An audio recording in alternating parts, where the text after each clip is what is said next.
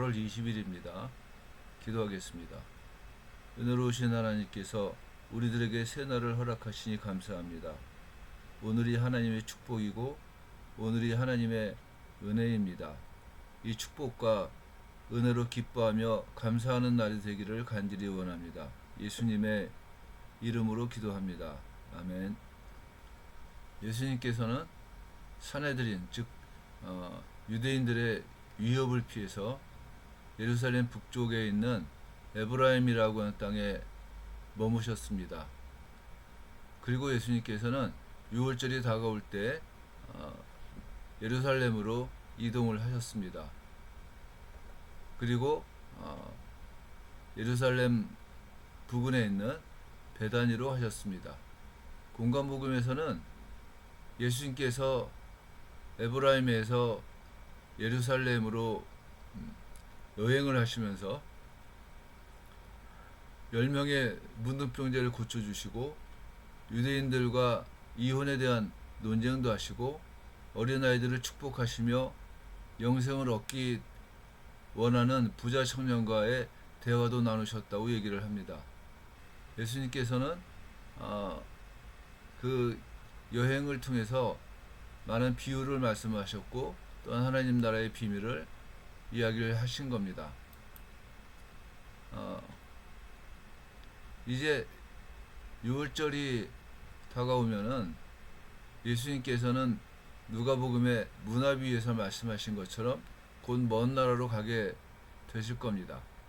그리고 그 종들에게 즉 우리들에게 각기 일들을 맡기실 것입니다. 종들은 예수님의 말씀을 따라서 순종하며 주께서 맡기신 일들을 감당해서 그 마지막 때에 예수님과 함께 결산을 할 것이고 각기 한 일들에 대해서 착하고 충성된 종들아라고 하는 칭찬을 받을 것입니다.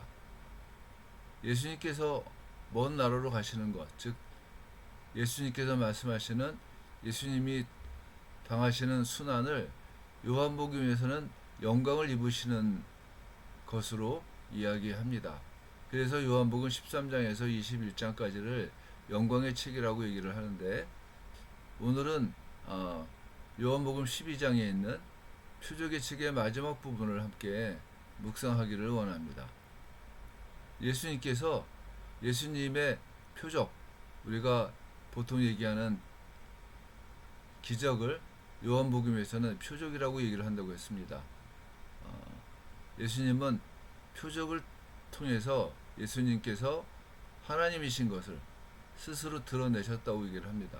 그래서 요한복음 1장부터 12장까지를 표적의 책이라고 얘기를 하는데 요한은 이 표적의 책을 마치면서 5가지의 이야기를 우리들에게 말을 하고 있습니다.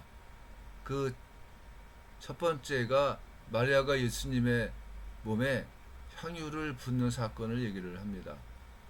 두 번째는 승리하신 왕이신 예수님께서 예루살렘으로 들어가시는 사건을 이야기하고 있고 세 번째는 6월절에 참여하기 위해 예루살렘에 찾아온 헬라인들이 예수님을 만나는 사건을 말을 하고 있습니다. 네 번째는 유대인들이 예수님을 믿지 못하는 것에 대한 요한의 해석을 이야기를 하고 있고 다섯 번째는 믿음을 요구하시는 예수님의 간절하신 요구를 이야기하고 있습니다. 예수님이 오시자 나사로는 예수님을 위해서 잔치를 베풀었습니다. 마가복음에서는 예수님을 위해서 나사로가 잔치를 베푼 그 장소를 나병 환자 시몬의 집이라고 얘기를 합니다. 나사로나 그의 가족 가운데에는 문둥병자가 없기 때문에 아마 나사로가 살던 그 집이 과거에 시몬이라고 하는 사람이 살았던 집으로 생각을 하는데 그 사람이 문둥병으로 말미암아 예루살렘에 거주할 수 없어서 떠나간 사람이라고 생각을 합니다.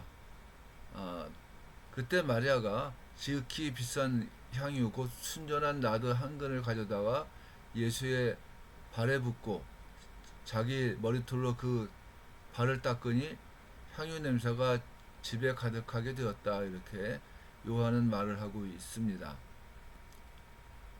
마리아의 행동에 대해서 가룟 유다는 이 향유를 어찌하여 300데나리온에 팔아 가난한 자들에게 주지 아니하였느냐라고 마리아에게 핀잔을 줍니다.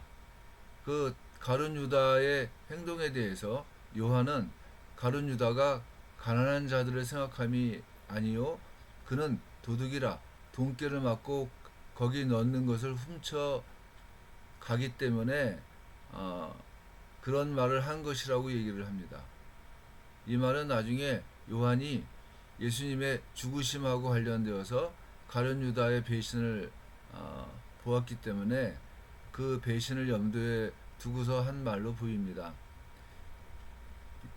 예수님께서는 가룟 유다의 말을 듣고 그를 가만히 두어 나의 장래할 날을 위하여 그것을 간직하게 하라. 가난한 자들은 항상 너희와 함께 있거니와 나는 항상 있지 아니하니라 이렇게 말씀을 하십니다. 마리아의 행동이 예수님을 장례하는 행동이라고 얘기를 하는 겁니다. 특별히 7절에서 그를 가만히 두어 나의 장례할 날을 위하여 그것을 간직하게 하라 이렇게 예수님이 말씀하셨는데 이 말을 좀 바꿔서 번역을 한 것이 공동 번역인데 그 공동 번역 성경에서는 이것은 내 장래 일을 위하여 하는 일이니 이 여자 일에 참견하지 마라라고 번역을 하고 있습니다. 공동 번역이 더 이해하기는 편한 것 같습니다. 어쨌든 마리아는 예수님께서 나사로를 살려 주신 일, 또 예수님께서 자신들을 찾아오신 일들에 대한 감사로 향유를 예수님께 부은 건데 그 마리아의 행위는 예수님의 장례를 준비하는 일이 되었다고 하는 거예요. 이런 것들이 도저히 사람들이 이해할 수 없는 방향에서 일하시는 하나님의 일하심을 나타내는 아주 극단적인 예이기도 합니다. 아마 많은 유대인들이 예수님께서 나사로를 찾으셨고 마리아가 향유를 예수님께 부었다는 사건들을 산헤드린에게 알렸을 겁니다.